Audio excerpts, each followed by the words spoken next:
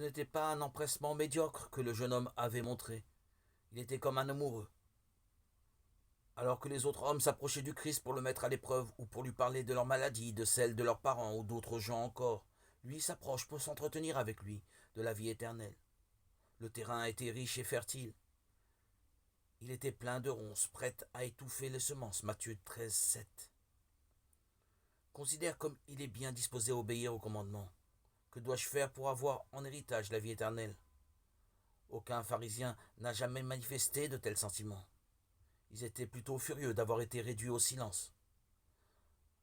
Notre jeune homme, lui, est reparti les yeux baissés de tristesse, signe non négligeable de ce qu'il n'était pas venu avec de mauvaises dispositions, il était seulement trop faible. Il avait le désir de la vie, mais une passion très difficile à surmonter le retenait. Si tu veux être parfait, va vends tes biens, donne-en le prix aux pauvres, et tu auras un trésor dans les cieux. Puis, viens, suis-moi. En entendant ces paroles, le jeune homme s'en alla tout triste. L'évangéliste montre quelle est la cause de cette tristesse. C'est qu'il avait de grands biens.